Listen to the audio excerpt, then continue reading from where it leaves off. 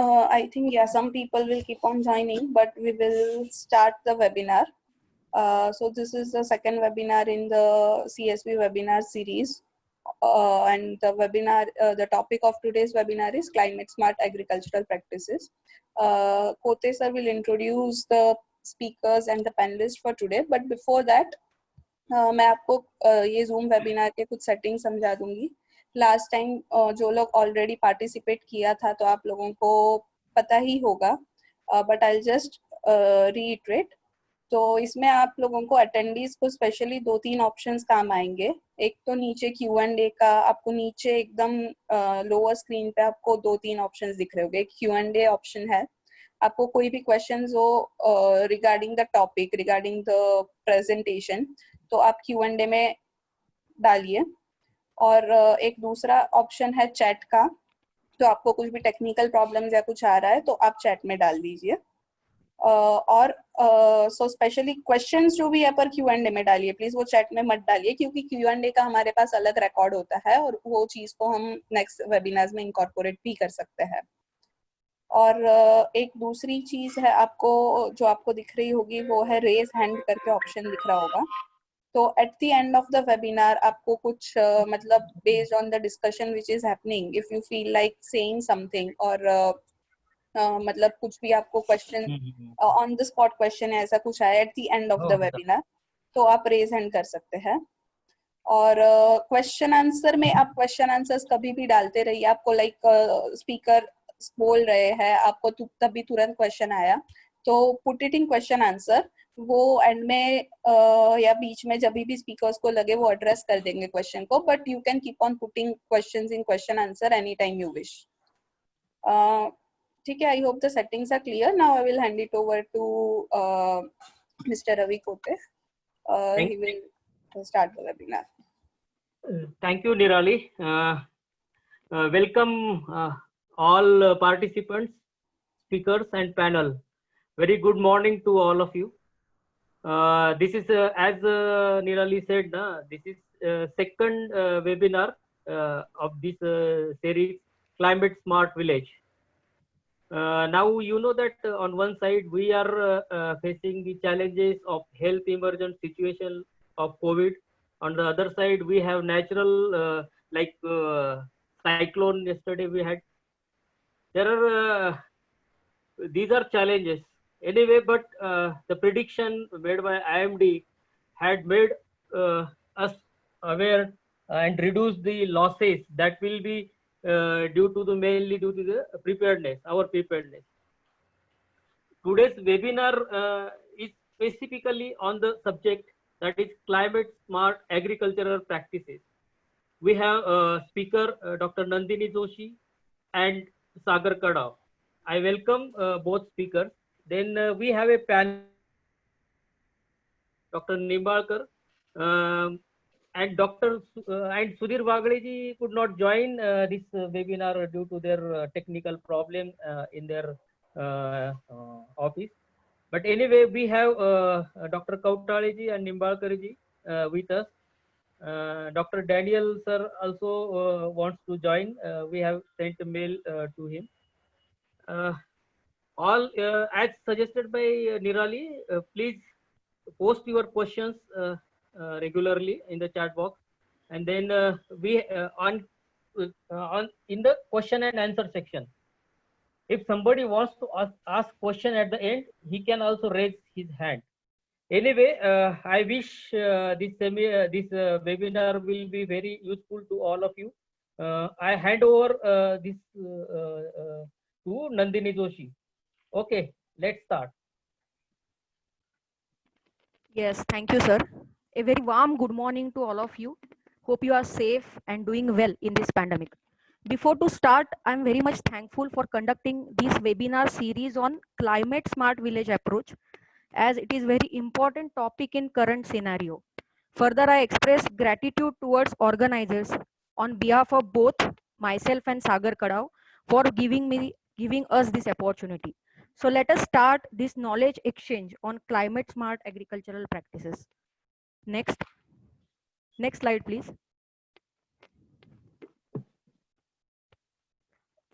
Next, With reference to many great scientists, researchers, India's agricultural growth has been phenomenal over last 4 decades, and the country moved from severe food crisis before 1960s to self-sufficiency and surplus food grain production. This can be attributed to green revolution, development of various efficient agricultural inputs like fertilizers, machinery, plant protection measures, etc. From past few years, though we are evolving many new technologies for betterment of agriculture, day by day growing population and adverse climatic conditions creating many hurdles. Overuse of resources for increasing agricultural production in such adverse conditions are resulting many other problems like soil health deterioration, reduction in crop yields, etc. Every one of us is experiencing impact of climate change on agriculture. Higher temperature, disturbed pattern of rainfall, increased level of CO2, which causing droughts, excessive rains, floods, heat waves, and many more extreme events. Next. जैसे कि हम सब जानते हैं कि भारत एक कृषि प्रधान देश होने के कारण क्लाइमेट चेंज के इम्पैक्ट को ज्यादा वर्नरेबल है.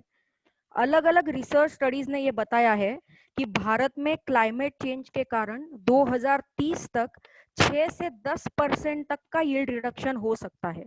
यील्ड रिडक्शन की सबसे ज्यादा risk small and marginal farmers को है, जो रेनफेड एग्रीकल्चर का भाग है.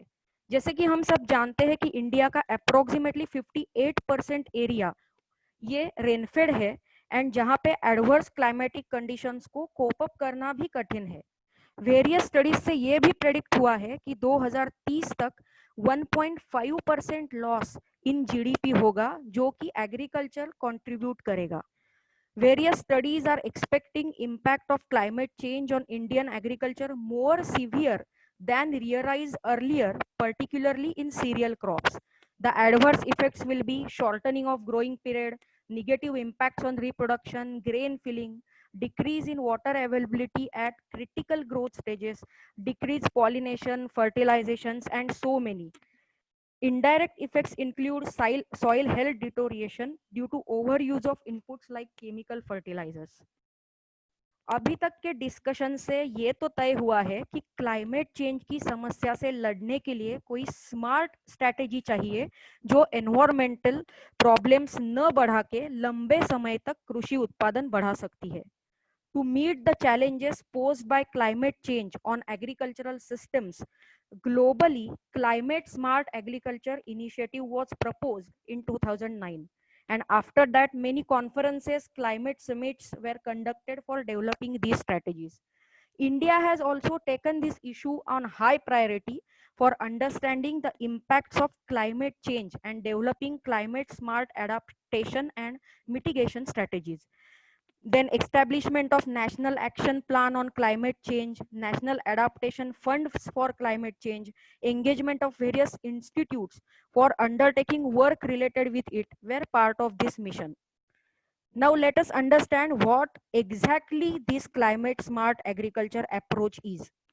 It is an approach to develop agricultural strategies which will give higher yields on long-term basis without causing any damage to environment under adverse climatic conditions.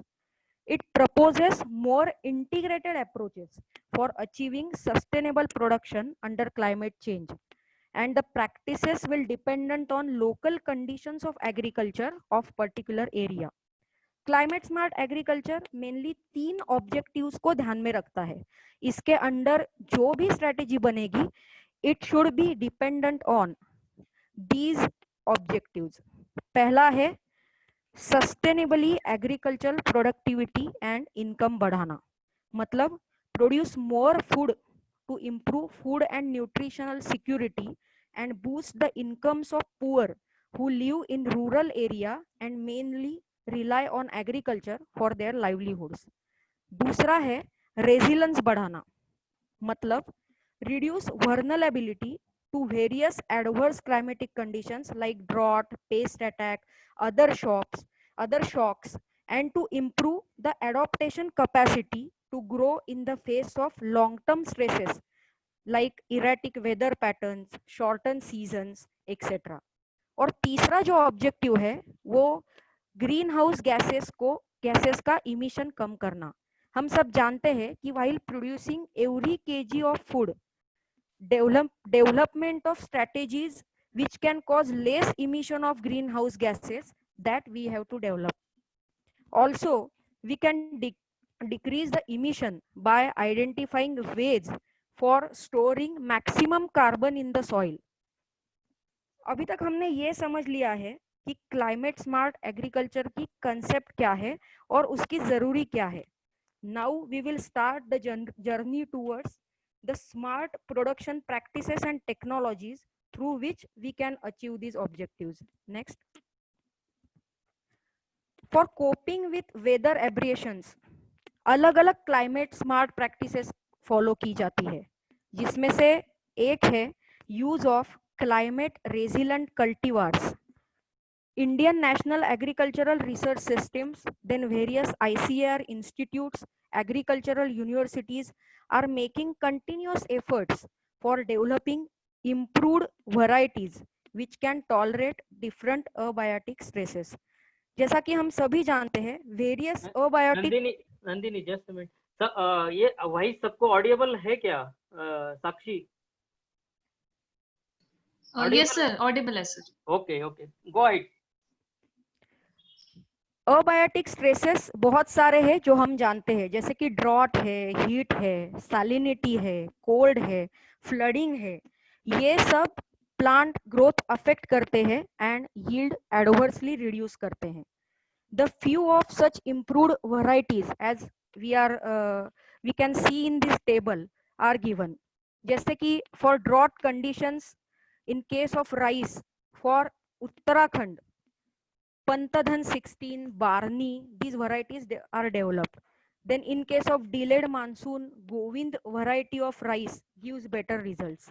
Likewise, against heat, cold, salinity, flood, various improved varieties are released in grain and fruit crops as per agroclimatic zone. So we can go for their cultivation. दूसरा है as like improved varieties, land races और या farmers varieties को भी अभी के जमाने में importance आ रहा है. अंग्रेजी में कहावत है कि old is gold, या मराठी में हम बोलते हैं जुनं ते सोनं. क्योंकि ये लैंड रेस या फार्मर्स वैरायटी ये एक पुराना गोल्ड है, क्योंकि लैंड रेस या फार्मर्स वैरायटी ये it is a domesticated locally adapted traditional variety of plant species that has developed over time through adaptation to its natural and cultural environment of agriculture. इसके कारण ये particular area में under climatic stress condition में भी अच्छी तरह से perform कर सकती है और यील्ड दे सकती है. बायफ में हम वेरियस प्रोजेक्ट्स थ्रू राइस, मेज, बीन्स, मिलेट्स, इनकी लोकल वैरायटीज जो उस एरिया के लिए कम से कम इनपुट्स में बेटर परफॉर्म करती है उनको प्रमोट कर रहे हैं. इसलिए लोकल वैरायटीज का कल्टीवेशन भी एक इम्पोर्टेंट प्रैक्टिस मानी गई है. नेक्स्ट. हम सभी जानते हैं कि खेती में सूक्ष्म जीवों का कितना बड़ा महत्व है.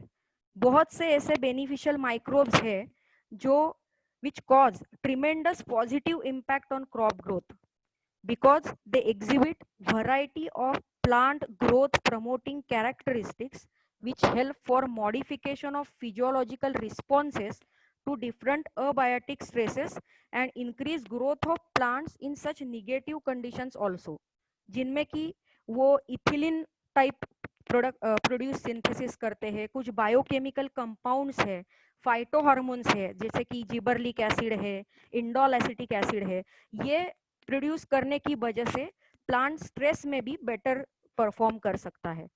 Considering these facts, previous one, considering these facts, many institutes, universities in the country are developing combination of microbial cultures, that is microbial consortia. Microbial consortia are very much effective than a single species against environmental alteration. In slide you can see there are two examples. These microbial consortia are developed by ICAR CRIDA, and first is Pseudomonas putida P7 plus Bacillus subtilis B30 so they perform better under heat and drought stresses in case of sorghum and mustard and increase the yield of both the crops. Second example है Pseudomonas foetida and Bacillus liquefacens B17. उसने भी sorghum और sunflower में drought conditions में better yield दिया है.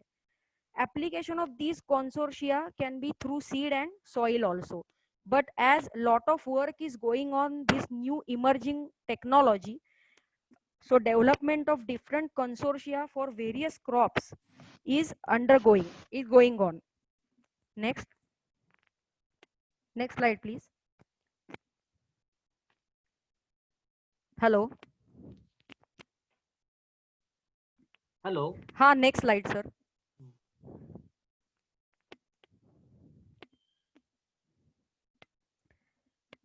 No soil no us या save our soil, ये स्लोगन्स तो हमने कई बार सुने हैं. हम सब जानते हैं कि उपजाऊ या फर्टाइल जमीन ही अच्छा खाद उगा सकती है, पर अभी बेटर यील्ड पाने के चक्कर में हम जो तरीके अपना रहे हैं वो सॉइल की हेल्थ को परेशानी में डाल रहे हैं, जिसका इम्पैक्ट यील्ड बढ़ाने के बदले यील्ड रिडक्शन करने में हो रहा है. तो इंटीग्रेटेड न्यूट्रिएंट मैनेजमेंट ये एक ऐसी प्रैक्टिस है जिसमें हम maintenance of soil fertility and supply of plant nutrients at optimum desired level करते हैं, और जिसके लिए हम all possible ways which can be organic, which can be inorganic और which can be biological, उसका इंटीग्रेटेड मैनर में उसका उपयोग करते हैं. हम सभी जानते हैं कि आजकल ignore traditional soil management practices, indiscriminate use of chemical fertilisers, poor resource management, ये सॉइल फर्टिलिटी बहुत ही कम कर रहे हैं. इसलिए एक होलिस्टिक इंटीग्रेटेड अप्रोच में न्यूट्रिएंट मैनेजमेंट करना बहुत जरूरी है.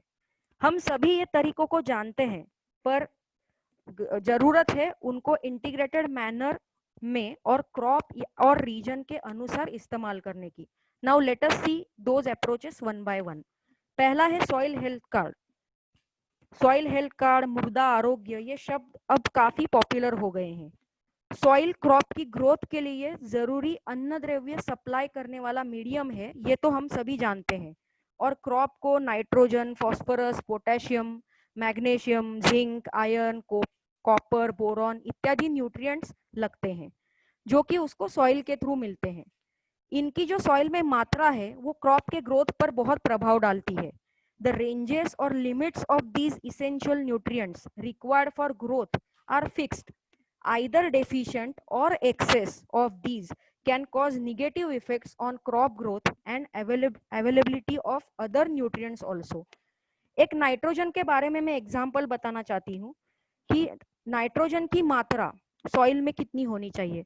हम मानते हैं कि नाइट्रोजन अगर 140 kg हेक्टेयर से सॉइल में कम है तो वेरी लो क्लास उसका है.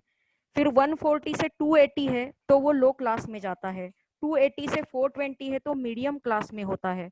420 से 560 kg पर हेक्टर है तो उसका हाई स्टेटस होता है. देन 561 से 700 है तो उसका मॉडरेटली हाई स्टेटस होता है. और अबव 700 है तो वो वेरी हाई स्टेटस में हो जाता है. Likewise, as per 6-tier system, ranges of various nutrients are there. So इन मूलद्रव्यों का योग्य मात्रा में सॉइल में होना बहुत आवश्यक है. उनकी मात्रा हम अलग अलग फर्टिलाइजर्स मैन्युअल डाल के पूरी करते हैं, और ये डालने से उनकी मात्रा पर इन्फ्लुएंस होता है. पर सॉइल की ऐसी फिजिको केमिकल प्रॉपर्टीज भी है जो इन मूलद्रव्यों का प्रमाण तय करती है. हम सभी उन प्रॉपर्टीज को जानते हैं. pH, EC, OC जो सॉइल में हम डालते हैं उनको अवेलेबल फॉर्म में कन्वर्ट करने का काम ये प्रॉपर्टीज पे डिपेंडेंट होता है. उसका कन्वर्जन होने के लिए जैसे कि हम जानते हैं कि बेनिफिशियल माइक्रोब्स की भी जरूरत होती है. अभी pH हम बोलते हैं अगर 6.5 to 7.5 में है तो soil is neutral and maximum availability of nutrients can happen. In case of organic carbon also हम कहते हैं कि it should be more than 0.4%, because ये उसकी क्रिटिकल लिमिट है, उससे वो कम नहीं होना चाहिए. ऑर्गेनिक कार्बन भी न्यूट्रिएंट अवेलेबिलिटी में कंट्रीब्यूट करता है. तो सॉइल टेस्टिंग में हम इन मूलद्रव्यों की मात्रा निकालते हैं और उनके मात्रा के अनुसार फर्टिलाइजर्स की सिफारिश करते हैं। हम अपने कई प्रोजेक्ट्स में सॉइल टेस्टिंग करते हैं और फार्मर्स को उसके हिसाब से रिकमेंडेशंस भी देते हैं। जैसे कि हम जानते हैं कि सॉइल टेस्टिंग में हमें न्यूट्रिएंट्स के मात्रा की जानकारी मिलती है, वैसे अगर क्रॉप भी किसी न्यूट्रिएंट की डेफिशिएंसी सॉइल में है तो उसके सिम्टम्स तुरंत बता देता है। By identifying these symptoms, we can correct the particular nutrient deficiency. अभी आप जो ये पिक्चर देख रहे हैं उसमें मेज क्रॉप है और के डेफिशिएंसी से ये जो येलोइंग है वो हुआ है। नेक्स्ट हेलो, हाँ यस, अभी तक हमने न्यूट्रिएंट की मात्रा तो जान ली है, पर अब अगर वो कम या ज्यादा है तो उस पर इफिशिएंट उपाय करना भी आवश्यक है। तो वो हम कैसे कर सकते हैं वो देखते हैं। All of us know that there are many fertilisers like water soluble fertilisers, slow release fertilisers, बहुत से tar coated, neem coated urea के ब्रिकेट्स हैं, माइक्रोन्यूट्रिएंट एप्लीकेशन के लिए चिलेट्स हैं, वो भी हम सॉइल में डाल सकते हैं या डालने चाहिए, क्योंकि वो स्लो रिलीज है और मैक्सिमम अवेलेबिलिटी न्यूट्रिएंट्स की करते हैं विथ मिनिमम लीचिंग लॉसेस। हम कई बार फॉलियर स्प्रेज भी फर्टिलाइजर सॉल्ट्स के स्पेशली रिप्रोडक्टिव स्टेज प्लांट के रिप्रोडक्टिव स्टेज में ले सकते हैं, जिससे यील्ड बहुत इंक्रीज होने में मदद हो सकती है। हम सभी जानते हैं कि आजकल केमिकल्स का ज्यादा इस्तेमाल हो रहा है और ऑर्गेनिक मैटर मिट्टी में कम जा रहा है, तो उसके लिए भी हम अलग अलग तरह के FY मतलब फार्म यार्ड मैन्योर प्रिपेयर कर सकते हैं, बायोप्रॉम जो हम बायोफ में डेवलप करते हैं वो डाल सकते हैं, कंपोस्ट डाल सकते हैं, क्योंकि इनके एप्लीकेशन से अल्टीमेटली कार्बन सिक्वेस्ट्रेशन भी होगा और मिट्टी का ऑर्गेनिक कार्बन भी बढ़ेगा। For availability of various nutrients from these organic source, its decomposition is also needed.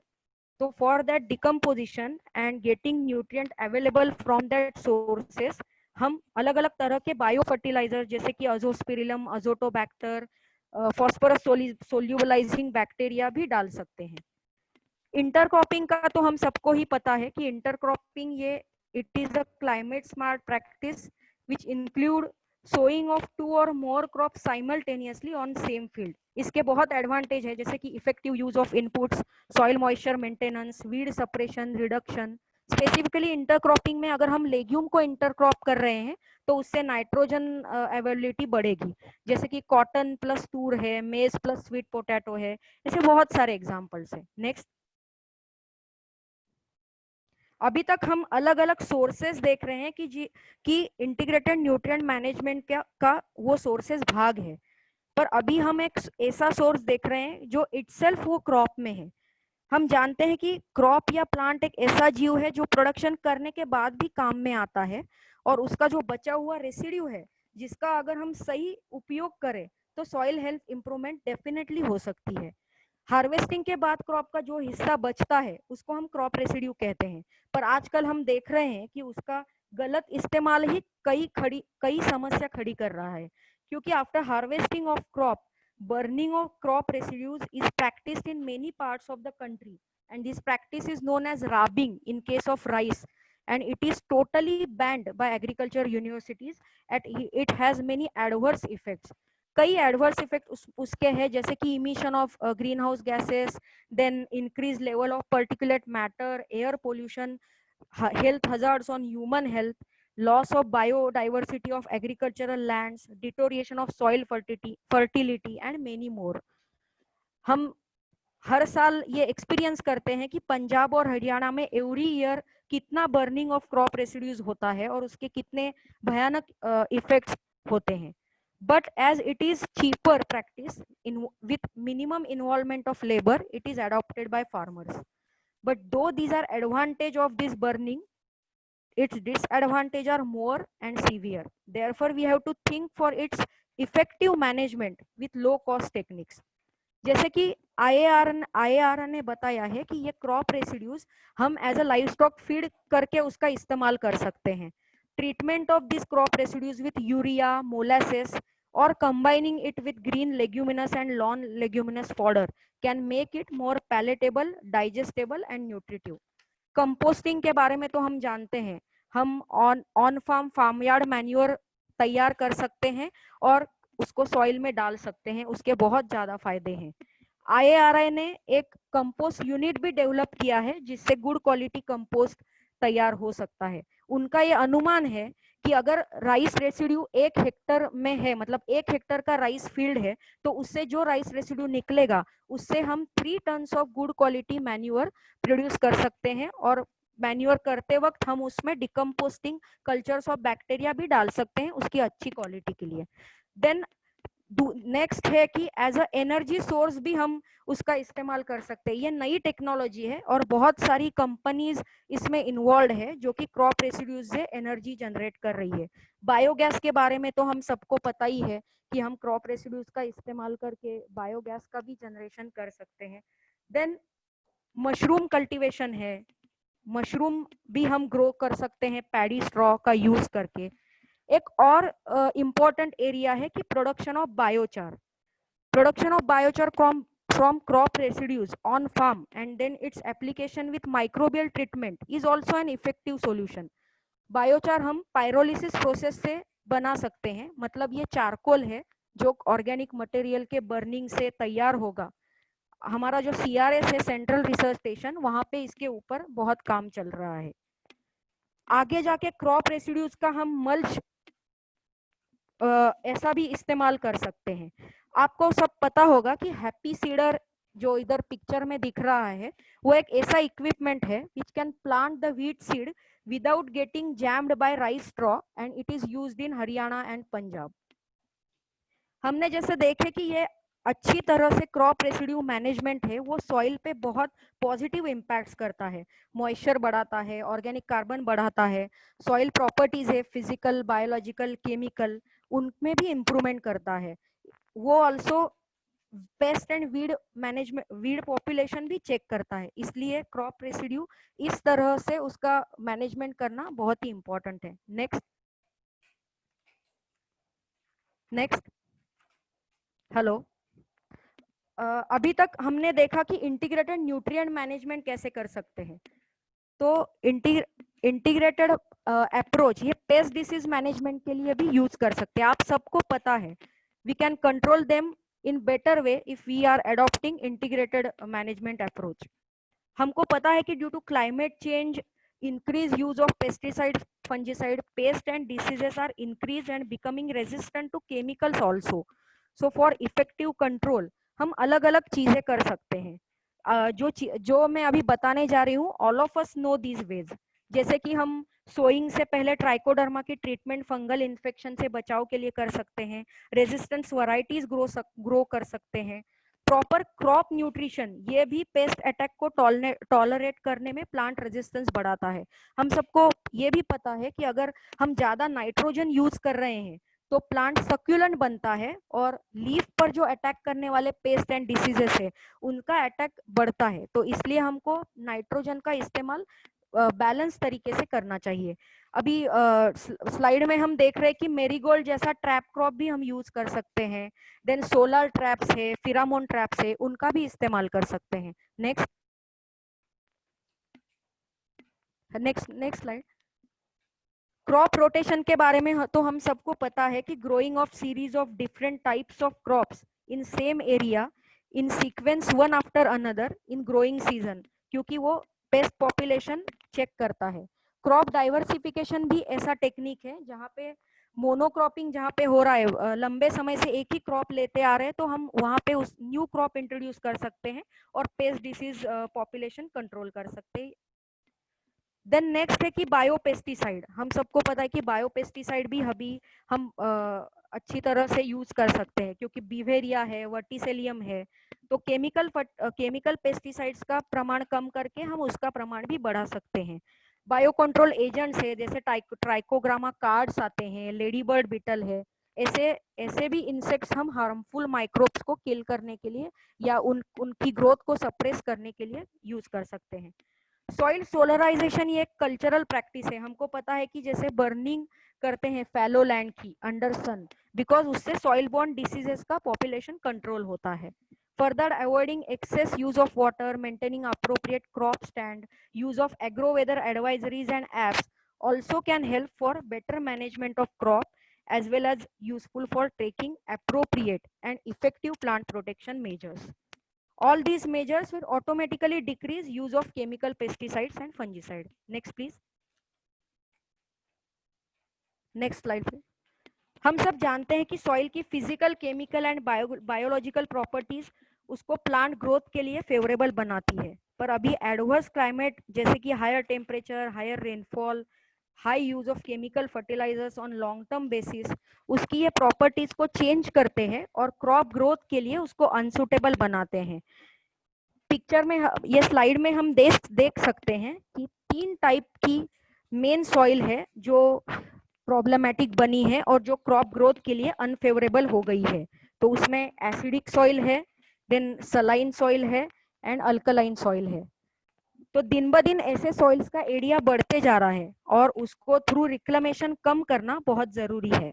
तो जो एसिडिक सॉइल है उसमें पीएच कम होता है, 6.5 से पीएच कम होता है। उसके कारण मेनली वेरियस कैटायंस जैसे कि कैल्शियम, मैग्नीशियम है वो अनअवेलेबल हो जाते हैं। एल, एमएन, एफई इनकी टॉक्सिसिटी बढ़ती है। एन फिक्सिंग करने वाले जो माइक्रोब्स है उनकी ग्रोथ अफेक्ट होती है। इसलिए ऐसी सॉइल्स को मैनेज करना बहुत जरूरी है, जिसके लिए हम लाइम ऐड कर सकते हैं उसमें। फर्टिलाइजेशन करते वक्त कुछ चीजें ध्यान में रखना जरूरी है, जैसे कि ammonium sulphate, ammonium chloride, potassium sulphate इनको अवॉइड करना है क्योंकि ये ज्यादा एसिडिटी बढ़ाते हैं। उसके बदले calcium ammonium nitrate, dicalcium tricalcium phosphate इनका एप्लीकेशन करना जरूरी है। एसिड टॉलरेंट क्रॉप्स भी हम लगा सकते हैं जैसे कि सिट्रस है, वाटरमेलन है, सोयाबीन है, एक्सेट्रा। दूसरा है saline soils. In saline soils में हम सभी जानते हैं कि क्लोराइड्स एंड सल्फेट्स का कॉन्सेंट्रेशन ज्यादा होता है और ये chlorides and sulphates sodium, calcium and magnesium से तैयार होते हैं। So due to this white incrustation is formed on the surface. उस सॉइल की पीएच एंड ईसी भी बहुत बढ़ जाती है, इससे वाटर अवेलेबिलिटी कम हो जाती है, न्यूट्रिएंट इम्बैलेंस हो जाता है और प्लांट ग्रोथ अफेक्ट होती है। ऐसी सॉइल को रिक्लेमेशन करने के लिए we can provide subsurface drains with proper drainage for its management.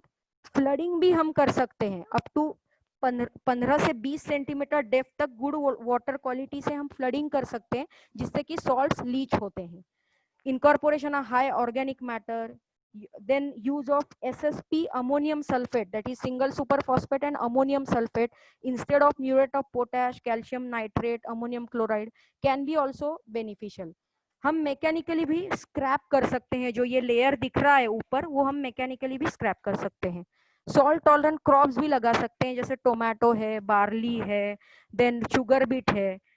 तो ये चीजें हम कर सकते हैं। थर्ड टाइप है अल्कलाइन सॉइल। यहाँ पे एक्सचेंजेबल सोडियम का प्रमाण ज्यादा होता है, इससे सॉइल का पीएच बहुत बढ़ता है और ऐसी भी सॉइल क्रॉप ग्रोथ के लिए हार्मफुल हो जाती है। ये सॉइल में ऐसे सरफेस लेयर पे ब्लैक कलर डिस्कलरेशन भी आ जाता है। तो मेनी प्रॉब्लम्स ये सॉइल के हैं जैसे कि nutrient imbalance, poor plant growth, sometimes crop की डेथ भी हो जाती है। तो for its amelioration gypsum can be added. Gypsum का ऐसा है मतलब एक स्टैंडर्ड डोज कि अगर 1 मिली इक्विवेलेंट ऑफ एक्सचेंजेबल जिप्सम पर 100 ग्राम सॉइल है तो 1.7 टर्म्स ऑफ जिप्सम पर एकड़ हम ऐड कर सकते हैं। पायराइड्स ऐड कर सकते हैं, सल्फर ऐड कर सकते हैं, देन कंपोस्ट, ग्रीन मैन्योर, ये तो तरीके है ही। Growing of resistant crops like maize, bajra, sorghum, pumpkin can be a solution. Proper drainage भी लीचिंग, सोडियम का लीचिंग करने में मदद करता है और ऐसी सॉइल को रिक्लेम करने का एक उपाय है। In such way, we can manage problematic soils and make it suitable for crop growth up to some extent, not fully. Now I will request my colleague Mr. Sagar Kadao for presenting regarding various other climatic smart practices. Am I audible? Hello. Yes, Sagar. Yes, Okay. you are quite audible. Please go ahead. Okay, thank you, Dr. Nandini, for explaining about the climate emerging as a new threat to the agriculture and it affects specifically on the small and marginal farmers, जो कि वो जो agriculture के ऊपर में depend है। और इसी को मैं आगे लेके जाते हुए कि what are the others practices जो है, जो कि इंटरवेंशंस है या टेक्नोलॉजी है या मेथड्स है, जो कि फार्मर्स को जो कि एडाप्टेशन और मिटिगेशन को कम करने में काम में आएंगे, उसके बारे में हम अभी डिस्कस करेंगे। तो उसी के चलते आगे में जो हम देख रहे हैं कि सिस्टम ऑफ राइस इंटेंसिफिकेशन जो SRI है, तो हम देखते हैं कि rice is one of the important staple crop in India and it grows on 44 million hectares area. और जैसे कि हम देखते हैं कि जो साउथर्न स्टेट है हमारे, जो कि तमिलनाडु, आंध्रा, कर्नाटका जो है, इसमें ये क्रॉप जो है 2 या 3 सीजन में लेते हैं। So in India most of the rice जो है has been grown on continuously under flooded condition. So जिसमें हम देखते हैं कि जो हमारी जो कन्वेंशनल प्रैक्टिसेस है, इसमें हम क्या करते हैं कि 25 से 30 दिन की जो ओल्ड सीडलिंग है, ये हम फील्ड में ट्रांसप्लांटेड करते हैं, जो कि क्लम में करते हैं, जिसमें 3 से 4 प्लांट जो है एक क्लम में लेते हैं और जो हाई डेंसिटी के इसमें लगाते हैं। सो देन सेकंड जो है, जो इन जी प्रेजेंट प्रैक्टिसेस में जो है फार्मर जो है ज्यादा सीड यूज करता है, जो कि 20 से 22 किलो पर एकड़ में वो जो सीड यूज करता है। So then the farmers are also applying more water, then they also applied more fertilizer in the form of NPK. So जो खाद जो है हम डालते हैं, जो रासायनिक खाद डालते हैं, वो प्रॉपर इसमें नहीं डालते हैं। तो उनको अगर ये लगता है कि अगर हम ज्यादा अगर डालते हैं तो उसमें से हमको ज्यादा आउटपुट या प्रोडक्शन मिलेगा, लेकिन ऐसा नहीं है। तो हम देखते हैं कि क्लाइमेट चेंज के सिनेरियो में अगर हम बात करते हैं, तो rice is a major contributor जो है, जो इमिट मीथेन करता है, जो कि फ्लडेड कंडीशन में जो है, जो flooded rice, so field increase atmospheric methane concentration. So in anaerobic decomposition, the organic material or fertilizer in flooded rice field produce methane. तो जो ये फ्लडेड कंडीशन है, इसमें मीथेन ज्यादा प्रोड्यूस होता है। तो इसलिए ये हमारे क्लाइमेट चेंज के इसमें हमारे थ्रेट है ये। तो इसको ओवरकम करने के लिए और हमको ज्यादा प्रोडक्शन मिलने के लिए और to mitigate green house gas emission and methane from the methane, हमको ये जो प्रैक्टिस जो है, जो कन्वेंशनल प्रैक्टिस जो है, जो SRI। हॅलो सागर, तुमचा व्हॉइस कटतोय। हॅलो हॅलो सागर, तुमचा थोडासा व्हॉइस मधून मधून कटतोय, तर okay okay please go ahead. Okay, तो अगर हम जो देखते हैं कि जो कन्वेंशनल मेथड है, उसमें जो मीथेन ज्यादा इमिशन हो रहा है, तो उसको हम कैसे कम कर सकते हैं। तो उसके लिए जो है SRI, ये सिस्टम जो है, सिस्टम ऑफ राइस इंटेंसिफिकेशन, ये एक बहुत ही अच्छा ऑप्शन हमें अभी मिला है। तो वैसे तो ये जो SRI जो सिस्टम जो है, वो बहुत सारे फार्मर अभी कर रहे हैं। सो SRI जो है, इसमें कॉम्बिनेशन ऑफ टेक्नोलॉजी जो है, जिसमें हम क्या करते हैं कि जो सीडलिंग ट्रांसप्लांट जो करते हैं फील्ड में, जो वो 10 से 12 दिन के होते हैं, और कुछ जगह के ऊपर कुछ फार्मर 12 से 15 दिन के ओल्ड सीडलिंग भी उसमें ट्रांसप्लांट करते हैं, जो कि 2 से 3 पत्ती उसमें होती है। और जो कि ये जो सीडलिंग हम यूज करते हैं, जो कम दिनों के होते हैं, उसमें ये पोटेंशियल होता है कि ज्यादा टिलरिंग हो उसमें और ज्यादा रूटिंग एबिलिटी उसकी बढ़े।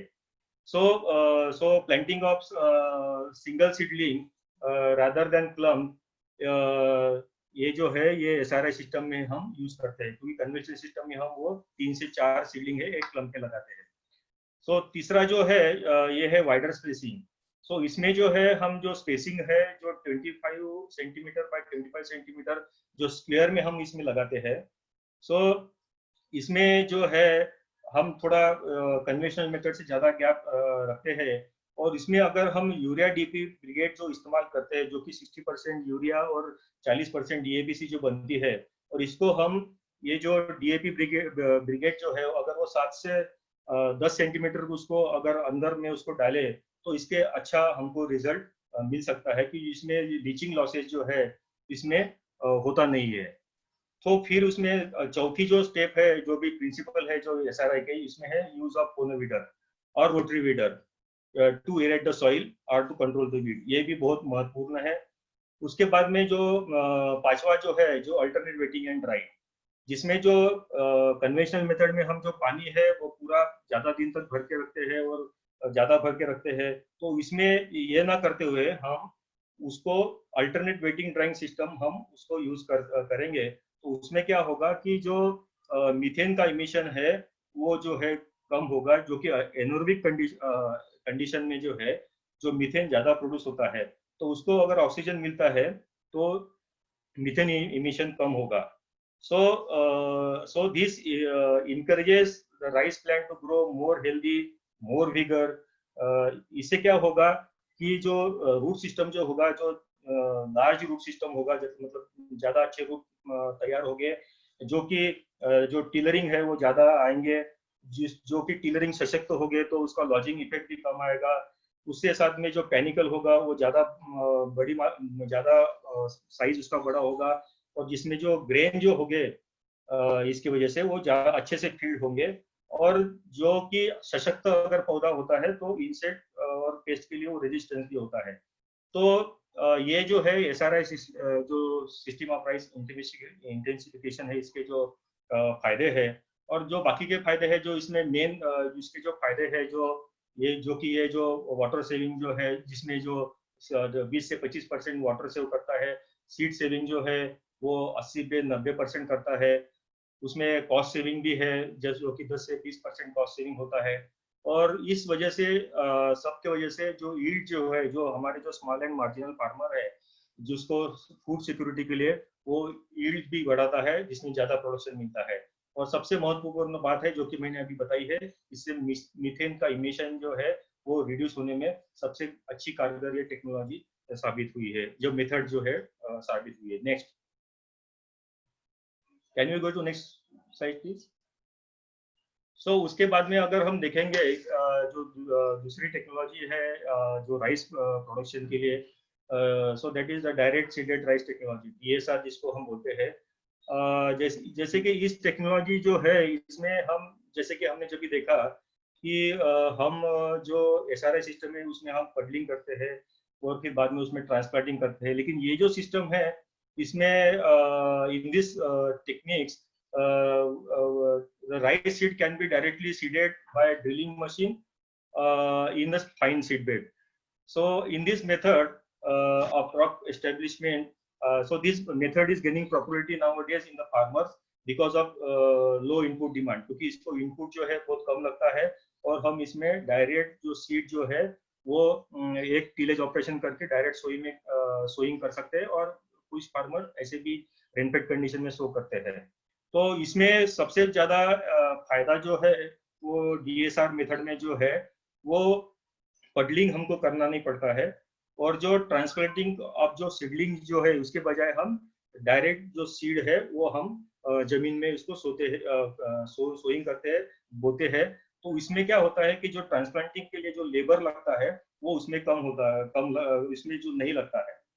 सो अगर आगे देखे जाए तो उसमें अभी हम दिन में दिन अगर देखते हैं कि भी जो रेनफॉल पैटर्न है हमारा, क्योंकि वो ज्यादा अच्छे से रेंज तो गिरता नहीं है, बारिश ठीक से नहीं होती है, इसके वजह से जो है हमारा ग्राउंड वाटर टेबल दिन ब दिन घटते जा रहा है, और दिन ब दिन जो हमारा जो लेबर फोर्स है वो एग्रीकल्चर में कम होते जा रहा है। तो उस माध्यम से अगर देखा जाए तो ये जो डायरेक्ट सीडेड राइस टेक्नोलॉजी है ये बहुत ही महत्वपूर्ण साबित हो रही है। तो जो हम इस जो पैडी फील्ड में जो कन्वेंशनल मेथड है इसमें जो हम पडलिंग जो करते हैं उससे क्या होता है कि हमारा सॉइल का स्ट्रक्चर जो है वो भी डिस्ट्रॉय होता है, और उसका एडवर्स इफेक्ट जो है सॉइल के पोरासिटी के ऊपर में होता है, और अल्टीमेटली जो रिजल्ट जो है उसका वो सॉइल प्रोडक्टिविटी के कम होने में होता है. So in DSR technology, so field flow during the summer to control weed, or in some cases the farmer they can sow the seed directly into the field. So on the rice, direct seed rice जो है, जो हम इसमें turbo जो zero tillage drill machine और bed drill machine जो है, या फिर मिनिमम टिलेज ड्रिल मशीन जो है, इसका हम इस्तेमाल करते हैं. जो कि ये जो मशीन जो है, जो सीड जो है वो 2 से 3 सेंटीमीटर जमीन के नीचे, मतलब मिट्टी के नीचे जिसका सीड वो करती है. और उसके साथ साथ उसका एक एडवांटेज है कि जो फर्टिलाइजर हम जो इसमें देते हैं उसका प्लेसमेंट भी जो है वो ठीक तरह से होता है. और इसमें क्या होता है कि जो फर्टिलाइजर है वो जमीन के नीचे गिरता है, उसके ऊपर मिट्टी गिर के उसके ऊपर फिर सीड गिरता है. तो इसके वजह से क्या होता है कि जो हम फर्टिलाइजर जो हम जमीन में दे रहे हैं उसका सही उपयोग पौधे को होता है, और सही मात्रा में पौधा फर्टिलाइजर जमीन से लेता है. उसके साथ साथ हम इसमें ये करते हैं कि जो पहला जो फर्टिलाइजर का डोज है वो बेसल डोज में देने के बाद में हम 2 डोजेस है जो यूरिया के जो स्प्लिट डोज में देते हैं, जो कि टिलरिंग और पेनिकलिनेशन में काम होता है. तो ये जो DSR टेक्नोलॉजी जो है, इससे क्या होता है कि जो वाटर सेविंग होता है जो कि 25% है, जिसमें यील्ड इंक्रीज है जो 20% होता है. और ये जो टेक्नोलॉजी है जो ग्रीन हाउस गैस इमिशन करने में कारगर हो रही है, जिसमें 64% जो है GHG gas, green house gas emission कम होने में मदद हो रही है. उसके साथ साथ हम फर्टिलाइजर, जैसे कि मैंने बताया, फर्टिलाइजर यूज एफिशिएंसी बढ़ गई है, लेबर सेविंग है, और इसके सीधा परिणाम जो है डिजिटलाइजेशन के काम में हो रहा है. Next please, can we go to next slide please? Can we go to next slide, please? Hello. It's okay. Next slide, please. Yes.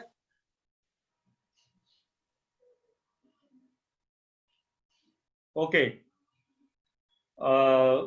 अगर हम इसमें जो क्लाइमेट चेंज के सिनेरियो में अगर देखते हैं, so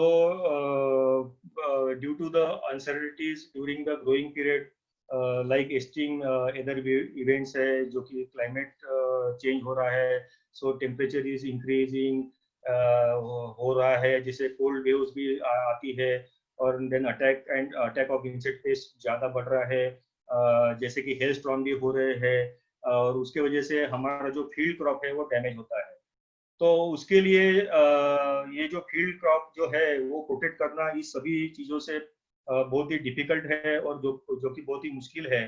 तो इसके लिए अगर हम देखा जाए कि हमारे बायर के केस में सिनेरियो में देखा जाए कि जो हमारे जो ज़्यादातर हम स्मॉल एंड मार्जिनल के साथ में काम करते हैं, तो उनके लिए जो है ये प्रोटेक्टेड कल्टीवेशन जो है, जो कि हम हमारे फार्मर के साथ में कर सकते हैं और कर रहे भी है. तो उससे क्या होता है कि इसमें हम हाई वैल्यू क्रॉप जो है, बेसिकली वेजिटेबल क्रॉप है या फ्लावर क्रॉप्स है, इसमें हम ग्रो कर सकते हैं. तो उसमें जो है बेसिकली हम क्या, जो कि वेजिटेबल्स है जिसमें टोमेटो है, चिली है, ब्रिंजल है या कैप्सिकम है, और अदर जो लिफी वेजिटेबल्स है, और फ्लोरिकल्चर क्रॉप जो है. सो ये क्रॉप जो है हम इसमें ग्रो कर सकते हैं, जिसके लिए हम लो कॉस्ट पॉली हाउस जो है, जो कि bamboo based poly house technology है, ये हम इस्तेमाल कर सकते हैं. और इसके साथ साथ हम शेड नेट इस्तेमाल कर सकते हैं, और पॉली हाउस का भी इस्तेमाल करते हैं. तो पॉली हाउस में बेसिकली हम क्लाइमेट कंट्रोल भी कर सकते हैं, लेकिन हम जब स्मॉल एंड मार्जिनल फार्मर की बात करते हैं तो उसके लिए बम्बू बेस्ड पॉली हाउस जो है बहुत ही अच्छा उपाय है. तो इससे क्या होता है कि जो हम ये टेक्नोलॉजी की वजह से जो ऑफ सीजन में जो क्रॉप हम ग्रो कर सकते हैं, और जिससे फार्मर जो है ज़्यादा इनकम ले सकता है. सो इन वेरियस प्रोजेक्ट जो बायर जो इम्प्लीमेंट कर रहा है, so we already demonstrated this technology in Uttarakhand, Maharashtra, in Gujarat, in Rajasthan. तो इसके वजह से जो है हम जो प्रोडक्शन है, जो नर्सरी सीडलिंग का या वेजिटेबल क्रॉप का इसमें हम कर सकते हैं। तो इसके वजह से एक सबसे ज्यादा महत्वपूर्ण ये है कि हम ये टेक्नोलॉजिकल इंटरवेंशन से हम ऑफ सीजन में क्रॉप, सिवाय भी हम जो वाटर सेविंग टेक्नोलॉजी है जैसे कि ड्रिप इरिगेशन सिस्टम अगर हम इसमें यूज करते हैं तो उससे वाटर यूज इफिशिएंसी भी बढ़ती है, और जो वाटर सोलुबलाइजर फर्टिलाइजर हम इसमें इफेक्टिवली यूज कर सकते हैं। और अगर पौधा ज्यादा अच्छा अगर सशक्त होता है तो उसमें इंसेक्ट, जैसे कि मैंने पहले भी कहा है, तो इंसेक्ट पेस्ट का अटैक भी इसमें कम आता है। और कन्वेंशनल प्रैक्टिसेस से अगर हम प्रोटेक्टेड कल्टीवेशन में अगर कोई क्रॉप ग्रो करते हैं सो उससे जो यील्ड जो है वो बढ़ता है, और ये जो टेक्नोलॉजी उसमें 40% वाटर भी सेव होने के होता है। Next please.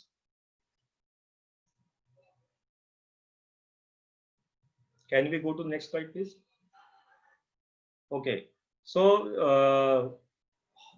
एग्रोफॉरेस्ट्री सिस्टम जो है, जो क्लाइमेट चेंज की हम बात कर रहे हैं, तो उसमें जो है एग्रोफॉरेस्ट्री सिस्टम ये बहुत ही महत्वपूर्ण है, जिसमें हम अलग अलग प्रकार के ट्री है, जिसमें फॉरेस्ट्री ट्रीज है, ऑर्डर ट्रीज है, और फ्रूट ट्रीज है या श्रब है। हम एग्रीफॉरेस्ट्री जो सिस्टम है हमारा उसमें हम लगाते हैं। तो जैसे कि हम आपको सभी को पता है, आप भी सभी लोग प्रोजेक्ट से जुड़े हुए हो, तो उससे हम आप क्या करते हैं कि हम फॉरेस्ट्री ट्रीज और जो ऑर्डर ट्रीज जो है हम बाउंड्री में लगाते हैं। और जो फूड क्रॉप है जिसमें डिफरेंट डिफरेंट फूड स्पीसीज जो है, जैसे कि हम देखते हैं कि राजस्थान के केस में कि सेमी एरिड और एरिड कंडीशन जो है उसमें हम जो स्पीसीज है जैसे बेर है, बूंदा है और अनार है, सो ये स्पीसीज हम इंट्रोड्यूस करते हैं। उसमें भी हम क्रॉप डाइवर्सिफिकेशन करते हैं। और जैसे कि साउथ गुजरात में हम मैंगो लगाते हैं, जो कि फॉरेस्ट्री स्पीसीज के साथ में हम मैंगो है या कैश्यू है ये हमने इंट्रोड्यूस किया है। जैसे कि गुजरात के अलावा जो बाकी के एरिया है जैसे मध्य प्रदेश है या उत्तर प्रदेश है या उत्तराखंड है, जिसमें हमने अलग अलग प्रकार के जो एप्पल है, जो मिनी एप्पल है, या फिर जो जो एसिड लाइम है या गावा है, इस तरह के ट्री स्पीसीज हमने इंट्रोड्यूस की है। तो अगर ये देखते हुए और उसके साथ साथ हम एक इसमें ये करते हैं कि जो इंटरस्पेस है उसमें हम इंटरक्रॉप लगाते हैं, जो कि ऐसा इंटरक्रॉप लगाते हैं कि जो लेग्यूमिनस हो। इससे क्या होता है कि हमारे जमीन में जो नाइट्रोजन, जो एटमॉस्फेरिक नाइट्रोजन उसमें कंजर्व हो, ये हम उसमें देखते हैं। So basically this tree based farming system जो है इसको हम वाड़ी करते हैं। इससे क्या है कि this system is relatively climate resilient as compare to traditional agriculture.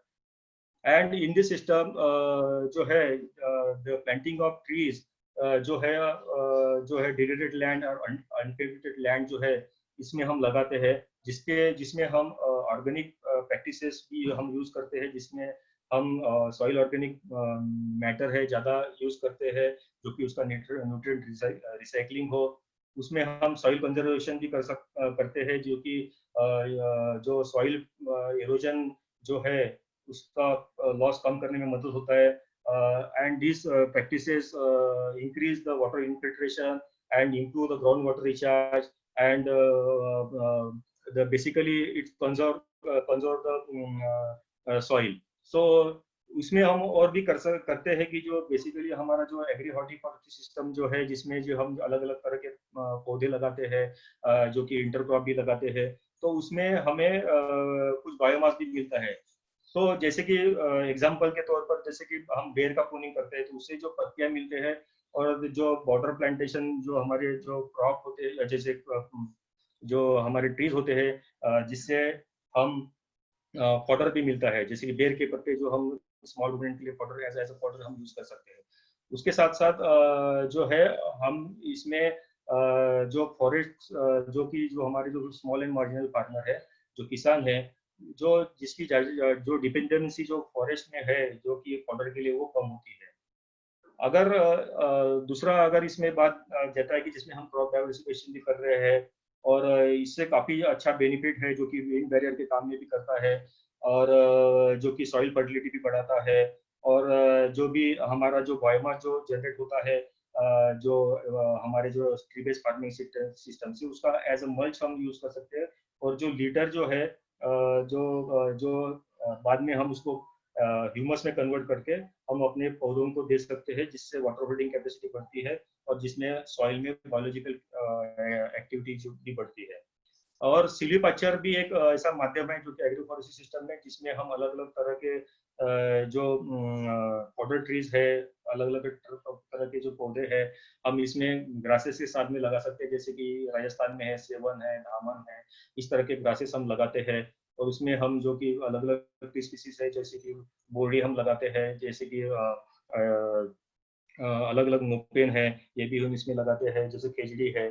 तो इस तरह का सिल्वीकल्चर सिस्टम में अलग अलग पौधे लगाने से जो कि हमारे जो डिग्रेडेड लैंड है, अंडुलेटिंग लैंड है, इसमें का उपयोग हम जो सिल्वीकल्चर डेवलपमेंट के काम में आता है, जिससे जो है हमको घास भी मिलता है और दूसरा जो है इसमें इरोजन कम करने में और इन्फिल्ट्रेशन रेट बढ़ाने में भी इससे मदद होती है। तो इसके जैसे कि ये जो सिस्टम जो है इससे हमको कार्बन सिक्वेस्ट्रेशन करने में ज़्यादा मदद होती है, जो कि जो कार्बन जो है एटमॉस्फेयर में वो कंजर्व करता है। जैसे कि हम बात करते हैं कि अगर ये इसमें काफ़ी सारा रिसर्च जो हमारे निम्बालकर जी है उन्होंने फील्ड में किया है कि उनका कहना है कि अगर हम एक हमारा जो फॉरेस्ट्री प्लांट है, अगर उसका 1 kg ड्राई वुड है, तो उसमें जो 4 से तो 500 ग्राम जो है कार्बन स्टॉक उसमें होता है, जो कि हमारा जो कार्बन सिंक है, तो इसमें जो है हमको कार्बन सिंक बढ़ाने में, कार्बन सिक्वेस्ट्रेशन करने में इसकी मदद होती है। उसके साथ साथ हम हमारे जो एग्रोफॉरेस्ट्री सिस्टम में जो हमारा स्पाइनलेस कैक्टस है, जो कि ये जो कैक्टस जो हम ऑलरेडी कुछ जगह इंट्रोड्यूस किया है और हम इसको और जगह भी इंट्रोड्यूस कर सकते हैं, जिसमें जो कि इसकी जो फूड है, जैसे कि जो एक एक्सटेंशन है 1308, ये जो एक्सटेंशन है इसका उपयोग हमें फूड कल्टीवेशन में भी हो सकता है, और जिसका हम जो सकुलेंट होता है, जो कि ये जो 13081 एक्सटेंशन है, जिसका उपयोग हम सलाद बनाने में और वेजिटेबल के बनाने में काम में आते हैं। और सबसे ज्यादा इम्पोर्टेंट जो बात है, जो ये इस कैक्टस की जो है, इसमें कम पानी लगता है और ये किसी तरह की मिट्टी में भी आ सकता है। Next please.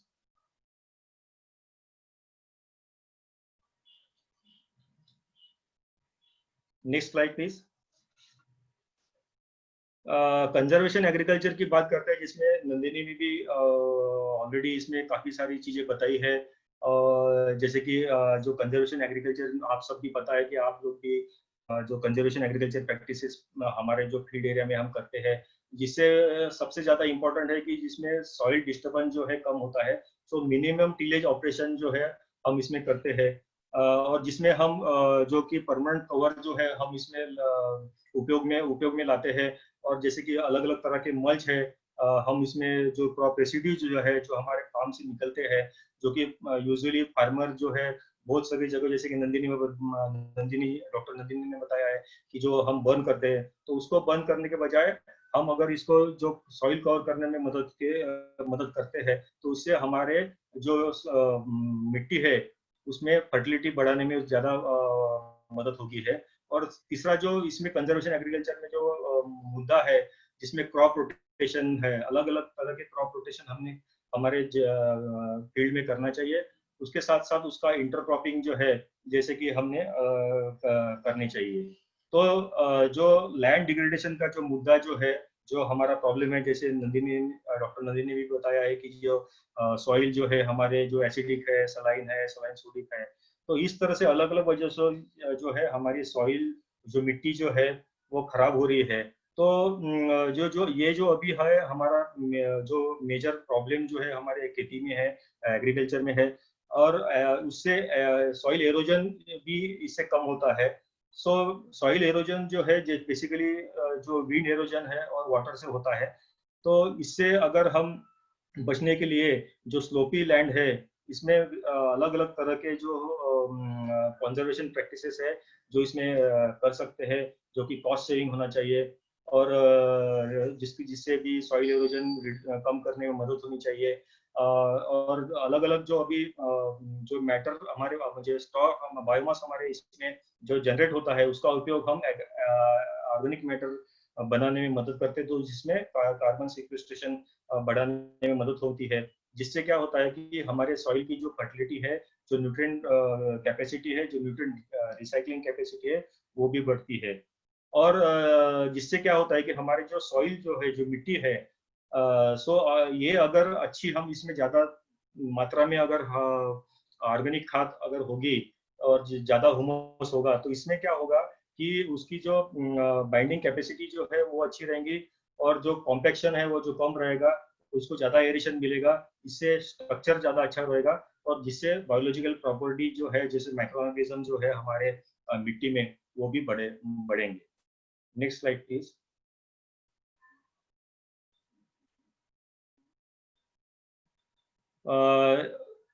जैसे कि हम कंजर्वेशन एग्रीकल्चर की बात कर रहे हैं, तो उसी के सिलसिले में आगे हम अगर बात करें, जैसे कि मैंने पहले भी बताया कि सॉइल एरोजन कम करना बहुत जरूरी है, और जैसे कि वे अलग अलग कंजर्वेशन प्रैक्टिसेस जो है, जिससे हमारी मिट्टी को बह जाने की, जो बहती है उससे कम करने के लिए मदद होती है।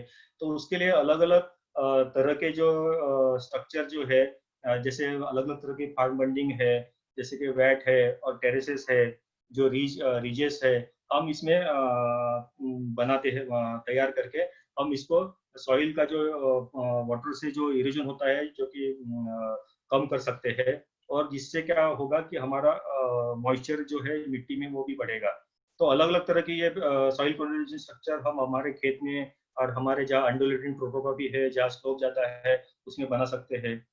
और जिसमें कंट्रोल क्रॉपिंग भी है, जिसमें हम अक्रॉस द स्लोप जो है, हम क्रॉप जो ग्रो करते हैं, जिससे क्या होता है कि जो पानी वहाँ रिसने में मदद होती है, जिसमें इन्फिल्ट्रेशन बढ़ता है, बढ़ते में मदद होती है। तो इस तरह के जो अलग अलग प्रैक्टिसेस है, जैसे मिस क्रॉपिंग है, इंटर क्रॉपिंग है, जो कि जैसे मिस क्रॉपिंग है, जिसमें दो या ज्यादा जो क्रॉप जो है, जो कॉम्बिनेशन में हम लगा सकते हैं, जिसमें सीरियल्स और लेग्यूम्स एक साथ हम जिसमें एक फील्ड में ग्रो कर सकते हैं, और जिसके विंड ब्रेक जो है, ये सबसे कारगर उपाय जो है, जो कि सॉइल इरोजन जिससे बढ़ता है।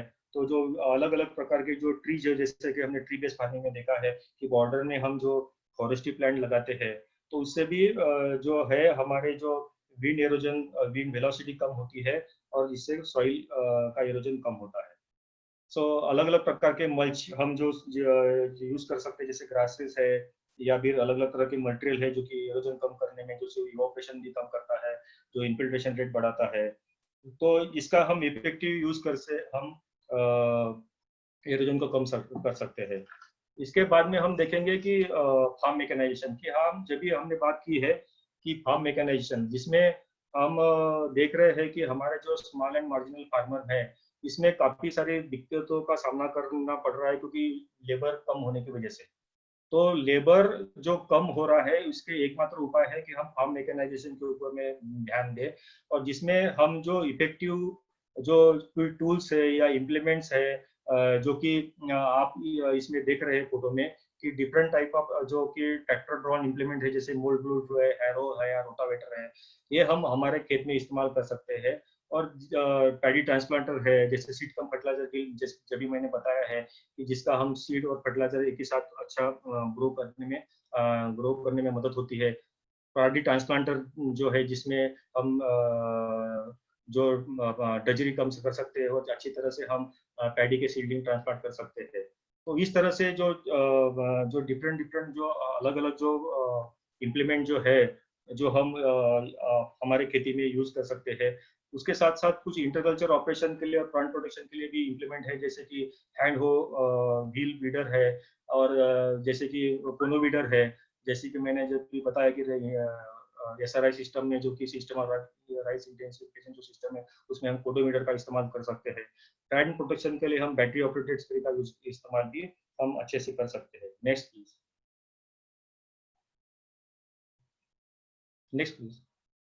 सो इस तरह से हम अगर इरिगेशन की बात करते हैं, तो drip and sprinkler irrigation system भी आप सभी को पता है कि जिसमें वाटर सेविंग है, वाटर यूज इफिशिएंसी बढ़ाता है। तो ये भी एक कारगर जो है कि हमारे जो मैकेनाइजेशन के लिए काम में आता है। जैसे कि अलग अलग हार्वेस्टिंग टूल्स जो इक्विपमेंट है, जैसे थ्रेशिंग इक्विपमेंट है, कंबाइन हार्वेस्टर है, रीपर है, कंबाइन हार्वेस्टर है, इससे वजह से हम अच्छे तरह से हम खेती के काम टाइमली कर सकते हैं, जिसके जो हमारी मदद जो है हमारे ज़्यादा प्रोडक्शन लेने में, और जो रिसोर्सेज जो है हमारे खेत के, जैसे कि बायो रिसोर्सेज है, वो हम बचा सकते हैं।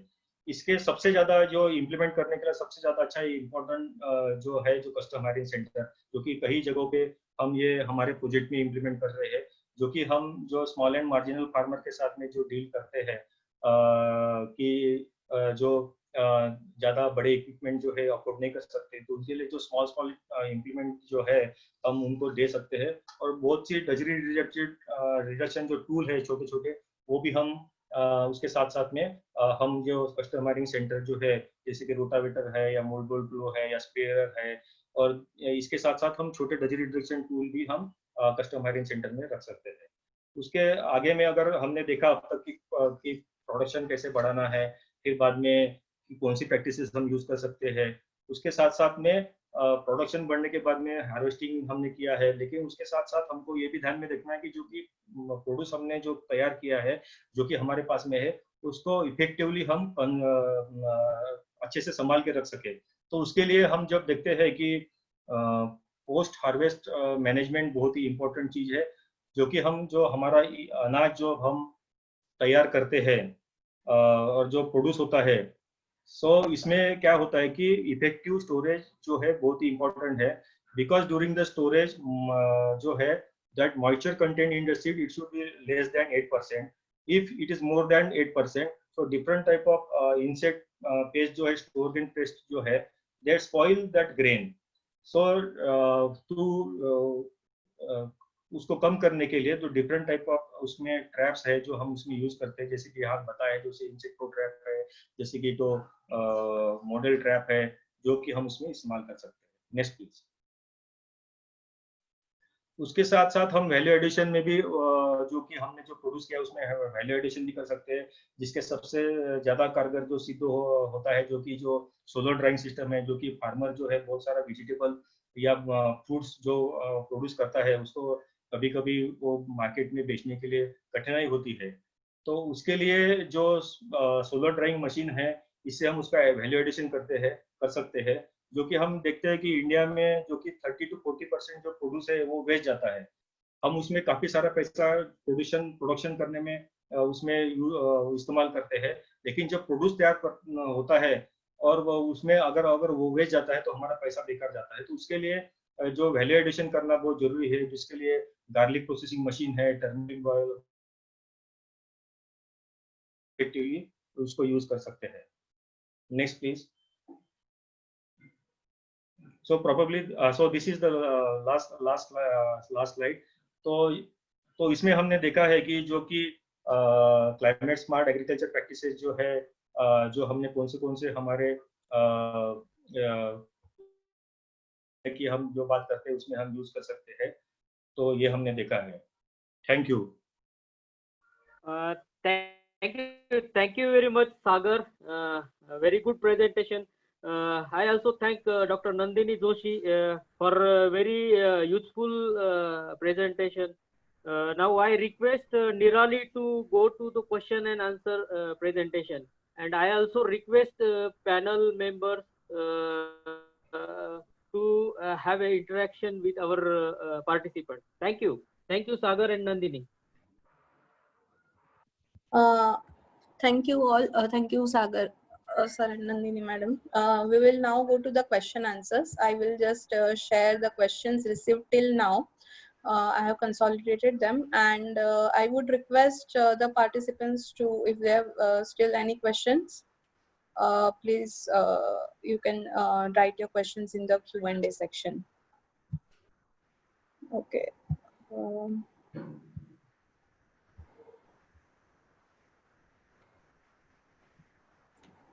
Can you see my screen? I think you will be able to see the question and answers on my screen. I will read out questions one by one.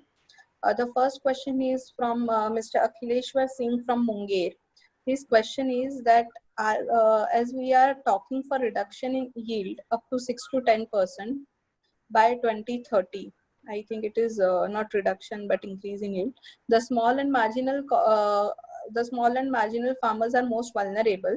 Even if climate risks are managed up to some extent, the reducing land size is much bigger problem. Increasing side by side, as small and marginal farmers are likely to be at more risk. Is it possible to overcome this inevitable change?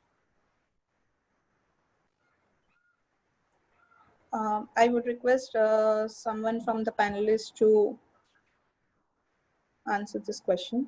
Even Sagar, hello. Yes, sir. Hello. We can. Even Sagar and Nandini can also add. Sir, जैसे my voice is hello. Yes, you are audible. Yes जैसे कि presentation में भी हमने बताया है कि जो प्रैक्टिसेस जैसे कि इंटरक्रॉपिंग है, then low cost protected cultivation है, देन अलग अलग न्यूट्रिएंट रिसोर्सेस मतलब ऑर्गेनिक मैन्यूअर्स है वो फार्म पे बनाना, ये सब जो चीजें या प्रैक्टिसेस है वो स्मॉल एंड मार्जिनल फार्मर्स को काफी हेल्पफुल हो सकती है as a climate smart practices. Hello Sagar ji, आपको कुछ ऐड करना है?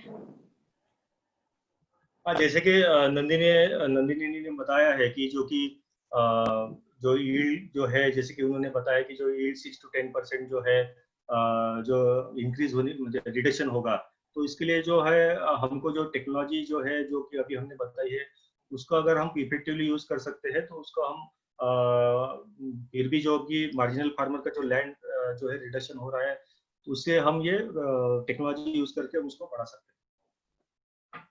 Okay, please go to next question. Okay, next, actually there are 4 questions asked by Mr. Pushkar Bisht. So the first question of his is, what is the difference between biotic and abiotic stress? Yes, basically biotic stresses are the stresses which are caused by living organisms. मतलब fungi है, then bacterias है, उससे अलग अलग diseases होते हैं तो उसको हम बायोटिक स्ट्रेस बोलते हैं. एंड अबायोटिक स्ट्रेसेस जो है जैसे कि मैंने प्रेजेंटेशन में बताया कि ड्रॉट है, फ्लड है, ये जो है ये अबायोटिक स्ट्रेसेस है. सो मतलब ये लिविंग नहीं है तो उसकी वजह से प्लांट ग्रोथ जो हैम्पर होती है, अफेक्ट होती है, उसको उसकी वजह से जो होती है वो अबायोटिक स्ट्रेसेस है. दूसरा जो क्वेश्चन मुझे दिख रहा है, निराली can I answer? Yeah, you can continue. Okay, तो प्लांट को ये स्ट्रेसेस को इन फील्ड मेजर करना, ये अकॉर्डिंग टू माय नॉलेज मतलब ये पॉसिबल नहीं है क्योंकि लैब में इसके ऊपर एक्सपेरिमेंट्स साइंटिस्ट करते हैं. जैसे कि ड्यू टू ड्रॉट, अगर मान लो ड्रॉट आया है तो प्लांट के फिजियोलॉजी में कुछ चेंजेस होते हैं जीनोटाइप लेवल पे, तो उससे वो उसकी इंटेंसिटी मतलब वो जान सकते हैं कि कितने हद तक ये स्ट्रेस प्लांट में एक्ट हो रहा है और प्लांट का मैकेनिज्म क्या है उस स्ट्रेस को मतलब रिमूव करने में. एंड ऐसी कोई एसओपी अबायोटिक स्ट्रेसेस या बायोटिक स्ट्रेसेस के लिए नहीं है. जैसे मैंने बोला कि फॉर एग्जांपल अगर बायोटिक स्ट्रेस है जो कि माइक्रोब्स या फंगल इन्फेक्शन है तो वो हम इंटीग्रेटेड अप्रोच से उसको कम कर सकते हैं, या फिर अबायोटिक स्ट्रेसेस है जो कि ड्रॉट की वजह से है तो हम इफेक्टिव वाटर मैनेजमेंट कर सकते हैं, मल्चिंग कर सकते हैं, सॉइल मॉइस्चर बढ़ा सकते हैं. तो यही अभी जो हमने प्रैक्टिसेस डिस्कस की है यही कुछ हद तक उसको मतलब उसके अगेंस्ट काम करने के लिए मदद कर सकती है. Nirali, I would like to add.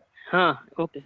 Yeah, hello everyone, and first I congratulate Dr. Nandini and Sagar for a nice presentation. Just to add to the answer of Nandini, there are certain measures how we can measure the stress in plants. Like we can undertake pot trial experiment. By visual observation, we can see how is the stress in the plant by physiology of the plant. Another thing is there are some indicator plants. We can plant them like sunflower. So by looking at the sunflower, we can have a judgment, is there any stress in the main plant. Another thing is that there are some moisture meters. Nowadays, moisture meters are available that you can put at a root zone, plant root zone, and it will indicate what is the moisture level in the field. And such type of measures are available, but rightly these are at experimental level only. For farmer to farmer, being some investment is there, so, but in climate smart agricultural practices, these are the essential things now, and these practices can be adopted by at least progressive farmers. And yes, SOP is also there, how to overcome abiotic stresses in the plants, like protective agriculture, then weather forecasting. So many things are there. Thank you, Dr. Kautaliji. Next question, I think, is how is saline soil linked to climate change? Is it caused by climate change? Prachi Patil has asked this question. I would Okay, like to, okay. Nandini, would you like to Yes, answer yes, yes. this question? Yes yes sir. जैसे कि presentation में मैंने बताया कि ये जो soils form हो रहे हैं वो मैनमेड इंटरवेंशंस की वजह से भी हो रहे हैं और क्लाइमेट भी का भी थोड़ा सा उसमें रोल है। क्वेश्चन है कि सलाइन सॉइल क्लाइमेट चेंज से फॉर्मेशन क्लाइमेट चेंज से कैसे लिंक्स हो सकता है। तो बेसिकली जैसे मैंने बताया कि सलाइन सॉल्ट मतलब accumulation of salts at soil surface level है। तो हायर टेम्परेचर की वजह से अगर हम ओवर यूज ऑफ फर्टिलाइजर्स कर रहे हैं तो वो सॉल्ट ऊपर सॉइल के सरफेस पे आते हैं, मतलब उनकी अपवर्ड मूवमेंट होती है एंड वो जमा हो जाते हैं। तो हायर टेम्परेचर ये सलाइन सॉइल फॉर्म करने में डेफिनेटली कंट्रीब्यूट करता है। Okay, thank you, Nandini. Anybody, panel member would like to share? Even we have Dr. Daniel sir also in this panel member. Ravi, actually, you can link anything to the climate change. Yeah. Regarding to this salinity, there might be due to heavy rainfall, water stagnation is there. So that may be due to poor drainage, due to water stagnation and all those things. There may be salinity problems can be occurred. Okay, okay. Thank you. The next question, Dr. Daniel sir is there. Hello. Hello. Yes, Ravi. I think Nandini has answered that. I'm not going to say. Okay, okay, okay. Okay, then next question is, what is the difference of CSA practices or coping strategy mechanism in rain-fed farming as well as irrigated farming? This is the question by Shashikant Maitre. Even Wagle sir ji can also add in this question, answering. Hello, Wagle sir is there?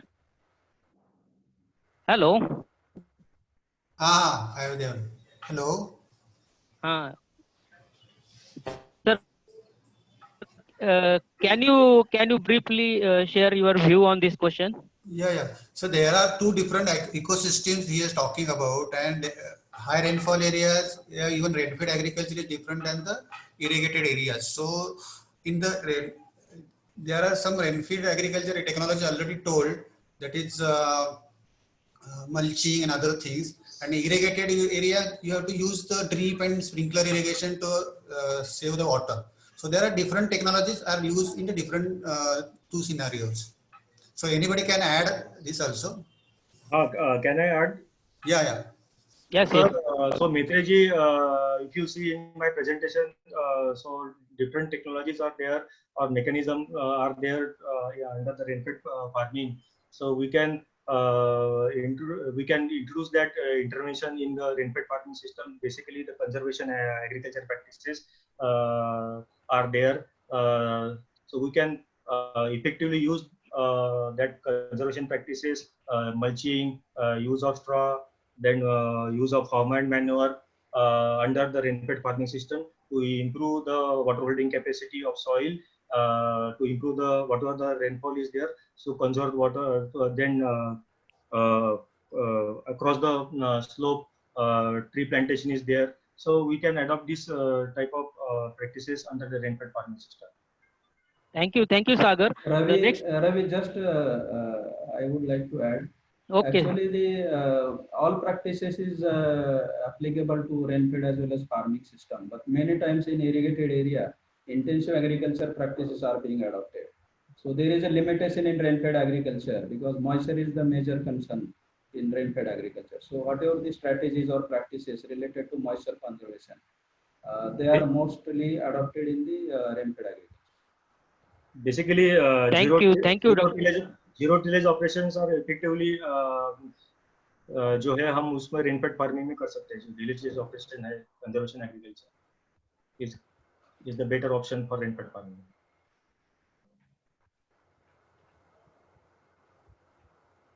Yeah, next. Okay, thank you. The next question is by Prachi Patil. If the location is on of higher rainfall, it's more than 2000 millimeter, will SRI technique still be useful in such location? I would request Sagar to briefly answer this question. Prachi, ऐसा कुछ कहा नहीं है कि जो rainfall ज्यादा होने की वजह से कि एसआरआई टेक्निक जो है हम यूज नहीं कर सकते हैं. बेसिकली इन हाई रेनफॉल जोन में है, आप देखते हो कि राइस फील्ड जो है जैसे कि कोंकण का एरिया है, उसमें वो पानी जमा ही होने नहीं देते. वो कंटिन्यूसली पानी जो है वो उसमें जो कि लैटरिटिक सॉइल होती है, मोस्टली जो हाई रेनफॉल होता है उसमें लैटरिटिक सॉइल होती है, एसिड सॉइल होती है.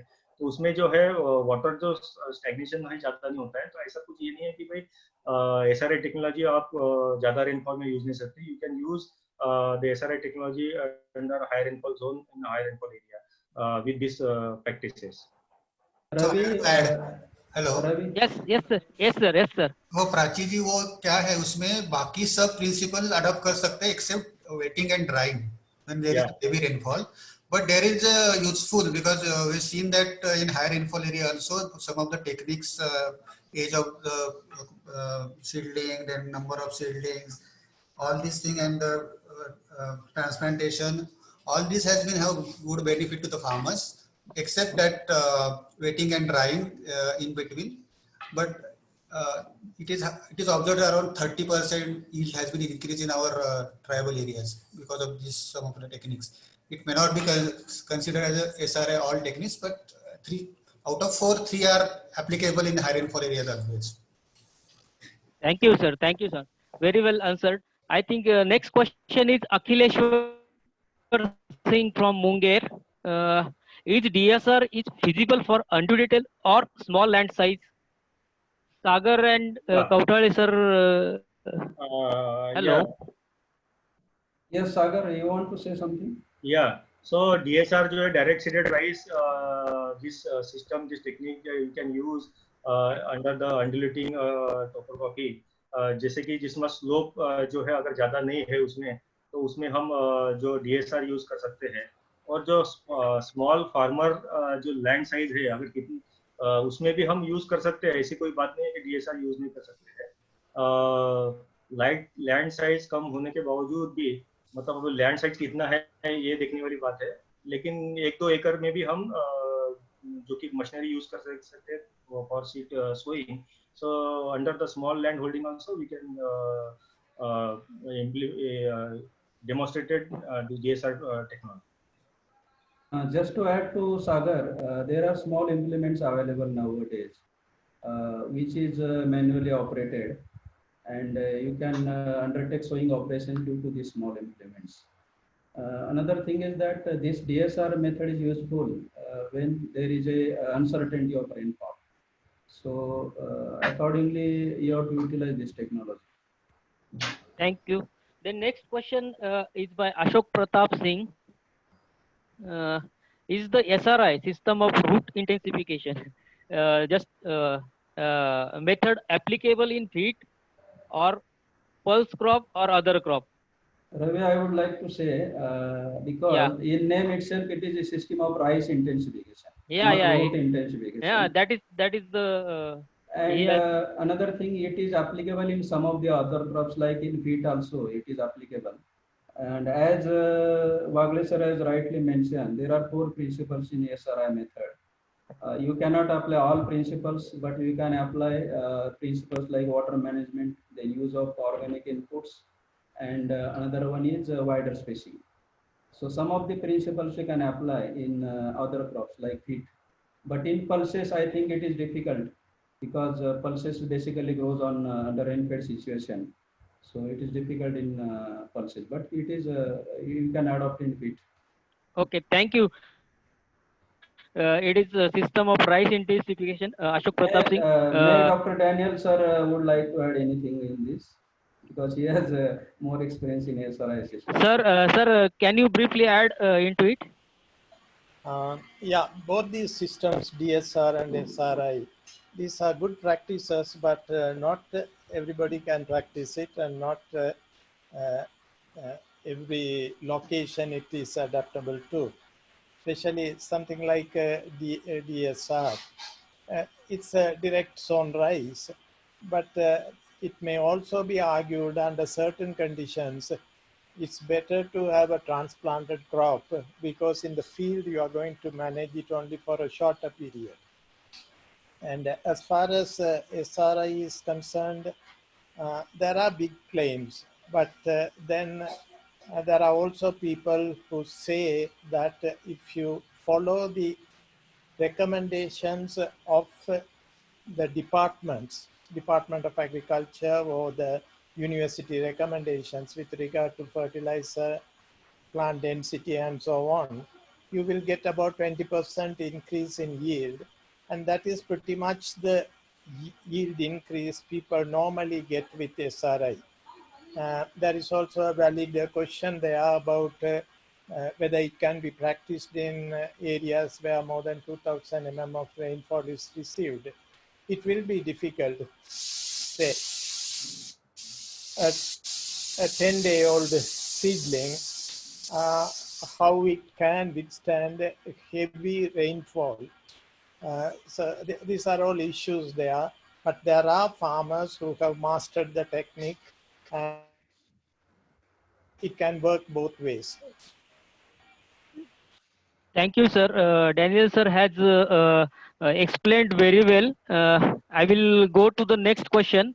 That is by Ganga. What is happy seeder? Happy seeder. Okay. So, Can I? Yes. Nandini, please go ahead. Sagar sir, also you can add. Basically, happy seeder is the tractor mounted device, and it can cut and lift the previous crop residue and sow new crop seed also in that straw. Basically, it is used in Punjab. So in Punjab, rice straw is cut, and in that wheat seeds are sown. It is developed by Punjab Agricultural University. Sagar, you would like to add? Yeah, so Lucky Seed Drill and Happy Seed Drill is one of the same equipment. So basically, this machine is used, as Dr. Nandini said, for wheat seeding, and this machine is suitable for sowing under the heavy residue condition.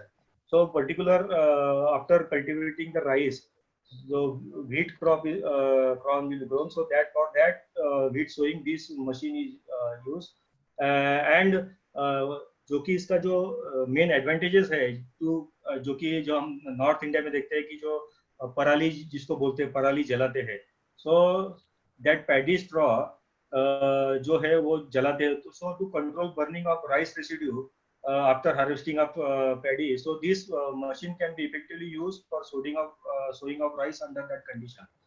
So इससे क्या होता है कि it save 78% time and fuel also, and labor and cost of operation. Okay. Next question is by Harshal Wagmare from Khamgaon. What are the benefit of cereal plus legume crop as in intercropping system in rain-fed areas? Shall I say something? I think Wagre sir, Kauthare sir, yeah. Yeah. Hello. Yes. Harshal, basically you are an agronomist, so you should be aware of this. Yeah. Cereal legume combination, the major advantage is that legume being a deep root system, and cereal is a shallow root system. So it is like a strip cropping. So when there is a high rainfall, that helps in controlling the soil erosion. That is one advantage. Second advantage is that legume being a nitrogen fixer, it fixes the atmospheric nitrogen and it support in the production of the cereal crop. This is another advantage. And another thing is that this is also supportive in controlling the pest and disease problems. So major pest and disease problem can be controlled by cereal legume combination. Okay. Then next question is by Wagale sir. Would you like to add? Hello. Hello. नहीं ठीक है ठीक है. Okay. Achlal Yadav is asking next question. That is, can we introduce azolla cultivation in CSB? Hello. So Nimbalkar must say on this. Yeah, I think Mr. Nimbalkar. He could not join actually, but Yeah, Ravi, let me answer that. Yeah. Thank you, sir. Thank you, sir. Yeah. Now, azolla is very useful to reduce the carbon dioxide in the atmosphere. It produces so much biomass and in the process takes nitrogen and carbon from the air. But the problem is it's an aquatic plant. So if you, our problem is not having enough water. You have to grow this plant on water if you have to get the benefit of it. There may be places where there are water bodies that have water throughout the year. In that case, we can make use of that water to convert water into biomass. Otherwise, in semi-arid tropics, where most of our programs are, if water is going to be a problem, it may have a very limited use. Okay, sir. The next question asked by, it is a repeat question, then I will go directly to the question of Mr. Pankaj. The scientists of KVK suggested us not to promote leguminous crop in Wadi. They said there is a chance of getting Ukhatha disease in leguminous crop, and because of that, the disease could be transferred it to the fruit plants too. Is it right? Can anybody from panel would like to add this? Hello. Belong to which area? Pankaj. From which area he is talking about? Pankaj is from UP, he has written, but he has not written any location specific to UP. Yeah, because basically we are recommending leguminous crop as an intercrop in Wadis. Because as I have mentioned, there are different advantages of incorporation of legume crops, and there are no reported such type of infestation due to growing legume crops. So we need to look into it. It may be the specific problem of that location. Okay. Can I add something? Yeah. Sagar, please add. Pankaj ji, जो आपने जो सवाल किया है कि ये जो leguminous crop जो है वाड़ी में ग्रो करना नहीं चाहिए, प्रमोट करना नहीं चाहिए, इसका कोई आधार ऐसा नहीं है कि because we are promoting this leguminous crop in wadi in between two plants, जो कि हम प्रमोट करते हैं, जिससे कि जो नाइट्रोजन जो है उसमें मिट्टी में उसमें मदद होता है, जिसमें फर्टिलिटी जो है बढ़ती है. सो जैसे कि हमने बताया है कि प्रेजेंटेशन में कि काफी सारे उसके फायदे हैं. तो ऐसा कुछ है नहीं कि भाई लेगुमिनस प्लांट अगर वाड़ी में लगाते हैं तो उससे कुछ डिसीज आएगा या पेस्ट आएगा, ऐसा कुछ है नहीं है. Okay, thank you. Can you hear me, sir? Hello. Yeah, I have like Pankaj raised hand. Maybe he wanted to add something for this. Yes, he may be allowed. Yes. Hello. Pankaj, can you Yeah, I speak? can hear you. Can you hear me? Yes, we can. Yeah. Yeah. I just wanted to add something like the scientists suggested me that कि नहीं promote करना चाहिए ये plants because there is a disease we called Ukhta here in UP, especially in Bundelkhand region. और वो कहे कि अगर ये प्रमोट करेंगे तो क्योंकि उस क्रॉप में सूखने की बीमारी आती है तो वो ट्रांसफर हो जाता है फ्रूट प्लांट्स में और वो फ्रूट प्लांट्स भी सूखने लगता है. So you couldn't focus on that kind of crop. So just I wanted to know this, is it right or not? So I will suggest Pankaj, Yeah. you prepare a detailed note on this Mhm. based on your field experiences. Right now, all answers could not be given. Let us Yes, know sure, what sir. is the fact there. Yeah. Okay, Pankaj, you can also have your questionnaire to our expert panel. Also, if you want to talk, you can call them also and have more clarity on this issue. Yeah, Then sure, we will sir. go to the next question by Mr. Okay, thank you, Pankaj. We will go to the next question of Mr. Shashikant Maitre. Can we define smart practices, lifespan on the basis of agroecological scenario? Hello. Actually, Ravi, the question is not clear. This Maybe question, Shashikant can elaborate I on this. think we will discuss with Shashikant, and if the question we will send it to the panel for answering it later on, because the question is not very clear. Okay. Then the final question raised by Ashok Pratap Singh. The promotion of mechanization is increase the use of more diesel in agriculture practices.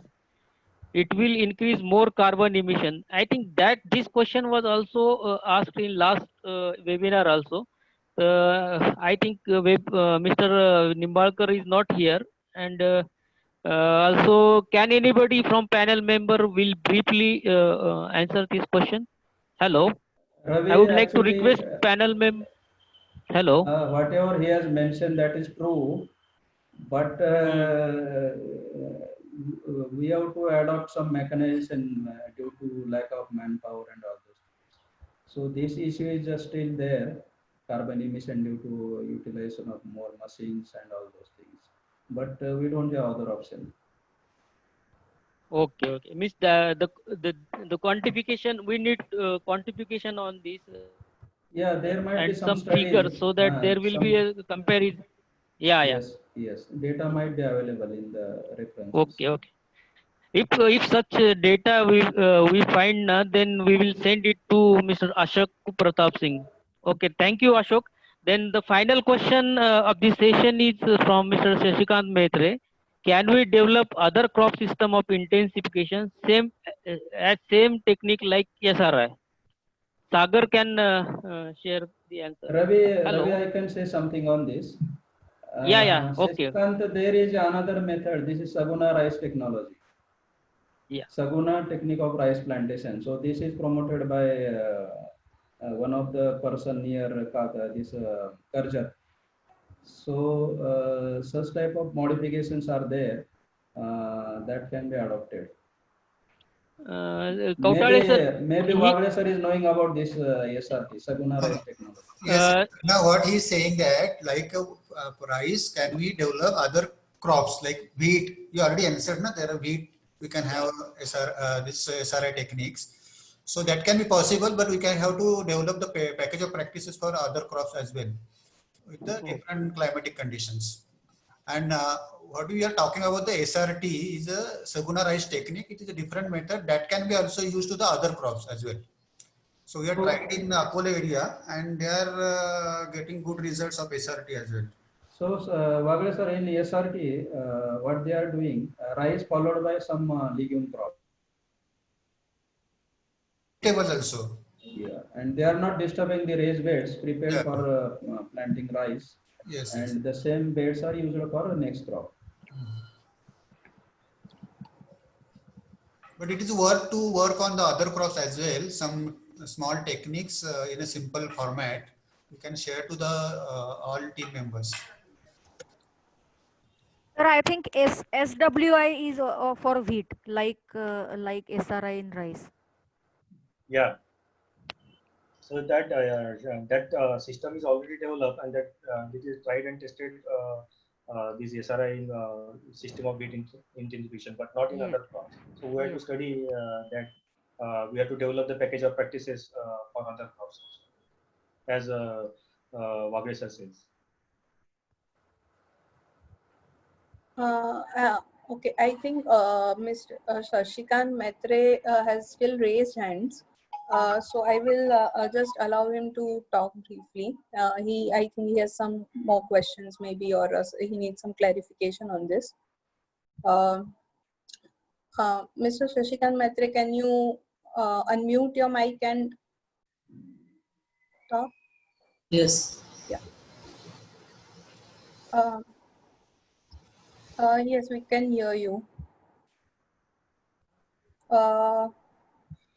I think he muted again. Shashikant ji, आप please अपना mic unmute, हाँ अभी बोलिए.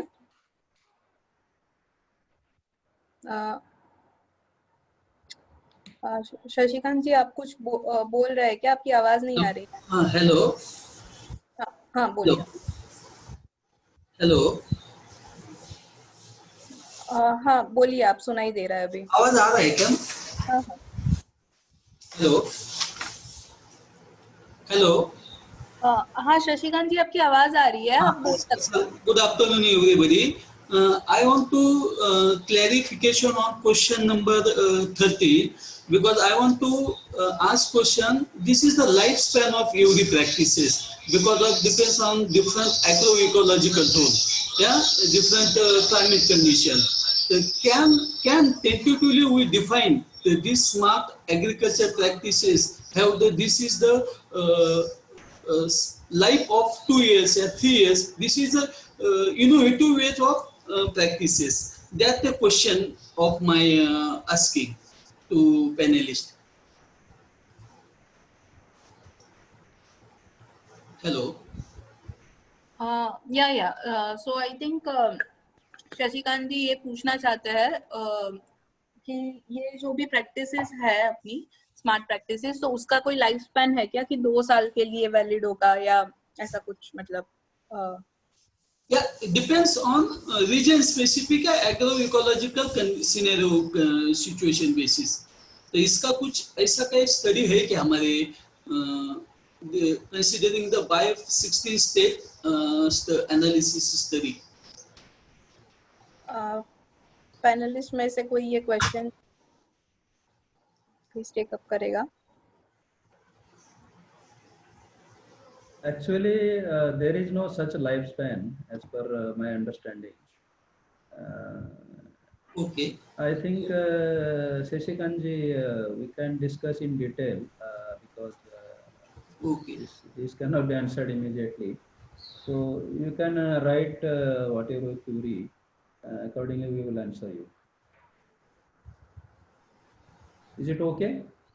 Okay okay okay नहीं sir, मुझे क्या सवाल ये करना था कि हर एक चीज की जो भी प्रैक्टिस डेवलप होती है उसका कोई ना कोई वैलिडिटी रहती है या कोई लिमिटेशन रहता है या कोई पॉजिटिव नेगेटिव रहते हैं जब एज ए स्मार्ट प्रैक्टिस हम डेवलप करते हैं as a considering the climate scenario या अदर थिंग्स. तो हर एक चीज को कोई लाइफ स्पैन भी रहता है वैलिडिटी का. इसके बारे में मेरा सोच था, तो वो अंडरस्टैंड करना चाहता था मैं. नहीं, उसमें क्या ना अलग अलग फैक्टर्स है, जैसे आपने बताया limitation is there, some constraints are there. For example SRI cannot be adopted each and every place. So there are certain areas where it is very effective and more benefit, like in Bihar, as Dr. Daniel told, it has given 2 times 3 times more yield due to SRI method. So this is not a straight question. We have to discuss detail in this. Okay, okay. Thank you sir, thank you sir, Shashikant ji, thank you sir. Okay, हाँ बोलिए बोलिए।